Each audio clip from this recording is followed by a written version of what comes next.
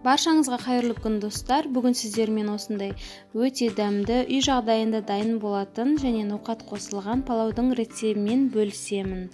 Ол үшін ең алдымен ноқатымызды жақсылап жуып тазалап алып, 1 сағатқа қайнатып қоямыз.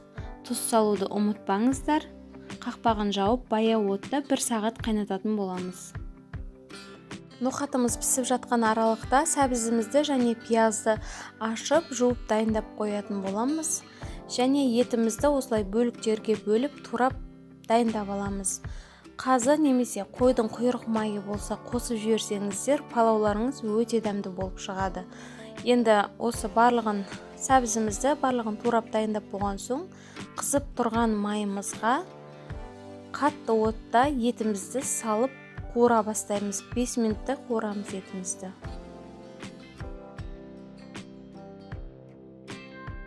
Қуырылып жатқан етіміздің үстіне тұз салып жібереміз. Тұз салып қуыруды ары қарай жалғастырамыз. Байқап тұрғандарыңыздай, бұл жерде менде еттің сөлі шыға бастады. Себебі менде свежий ет болғандықтан осылай еттің суы шықты. Енді үстіне осылай пиязымызды салып, жақсылап араластырып тұрып, 2-3 минутқа қуырып жіберетін боламыз. Пияз бен етті осы өз суында жарты сағатқа бетін жауып, баяу отта пісіретін боламыз. Сіздерде еттеріңіз свежий емес болып, еттің суы шықпайтын болса, сіздер ет батып тұратындай қылып, су құйып, бұқтырып жібересіздер. Міне мына жерде шамамен жарты сағаттай уақытымыз өтті.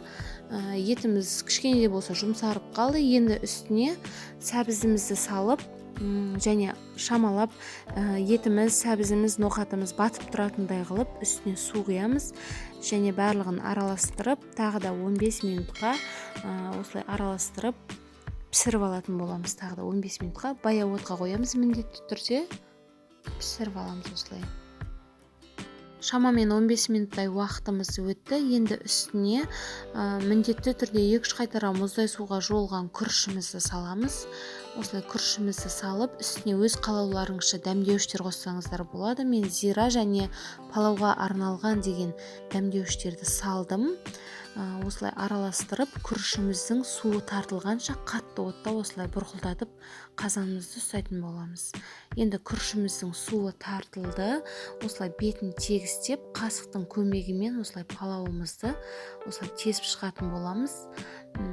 Тесіп шығып, үстіне жақсылап жуылған чесногымызды қойып, тағы да 20 минутқа өте жай отта күрішімізді пісіретін боламыз. Міне біздің күрішіміз пісіп шықты. Ноқатымыз да, етіміз де жұп-жұмсақ. Осындай өте дәмді палауымыз дайын. Егер де осы видео ұнаған болса, лайк басып, өздеріңіздің сұрақтарыңыз немесе пікірлеріңіз болатын болса, комментарийға жаза кетіңіздер. Және арнама жазылуды да ұмытпаңыздар.